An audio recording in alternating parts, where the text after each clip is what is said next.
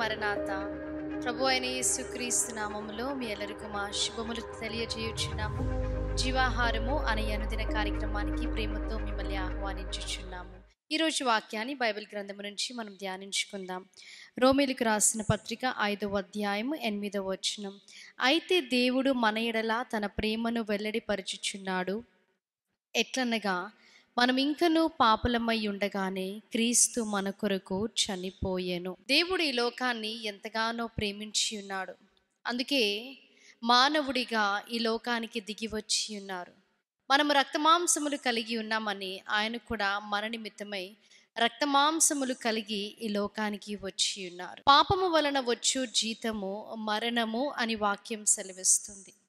మనం ఇంకనూ పాపులమై ఉండగా యేసుక్రీస్తు ప్రభువారు మన నిమిత్తమై కలువరి సిలువలో మరణించి ఉన్నారు. ఆయన పరిశుద్ధ రక్తాన్ని, ఆయన యవన రక్తాన్ని చివరి రక్తపు బొట్టు వరకు మన నిమిత్తమై కార్చి ఉన్నాడు. మనము ఇంకనూ పాపములో ఉన్నప్పుడు, అనగా చీకటి అనే పాపము, బంధకము అనే పాపము, అపవాది కట్లు, ఇవన్నీ కూడా పాపము అని వాక్యము సెలవిస్తుంది.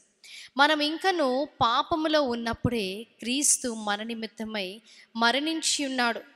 ఆ మరణ శిక్ష మనము పొందవలసి ఉంది. ఎందుకంటే మానవుల ఆలోచనలో పాపము, తలంపులలో పాపము, చేష్టల్లో పాపము, ఇవన్నీ కూడా మనము చూస్తున్నాం. దేవుడిగా మరి దిగివచ్చిన మానవుడైన యేసుక్రీస్తు ప్రభువారిని మనము చూచినప్పుడు మన నిమిత్తము సమస్తము భరించి ఉన్నాడు. ఏదేను తోటలైతే ఆదాము అవ్వను దేవునితో సహవాసము కోల్పోయి ఉన్నారో, ఆ సహవాసాన్ని స్థిరపరచడానికి, తండ్రితో మానవుణ్ణి తిరిగి సమాధానపరచడానికి యేసుక్రీస్తు ప్రభువుగా మన మధ్యకు దేవుడు వచ్చి ఉన్నారు. మనము ఇంకను పాపులమై ఉండగానే దేవుడు మన నిమిత్తమై మరణించి ఉన్నాడు.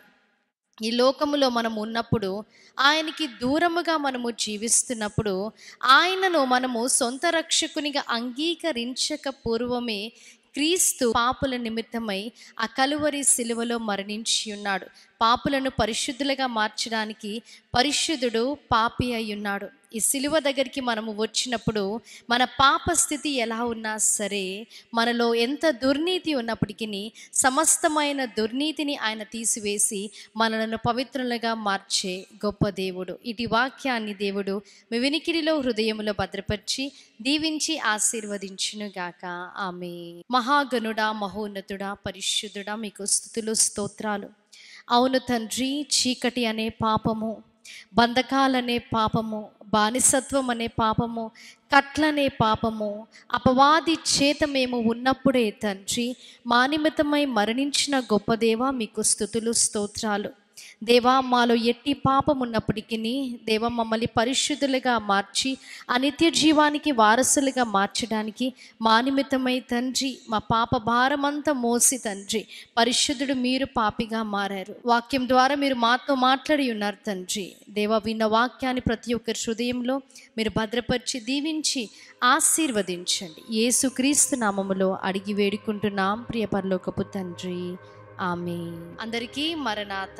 దేవుడు మిమ్మల్ని అందరినీ దీవించి ఆశీర్వదించును గాక. ఆమేన్.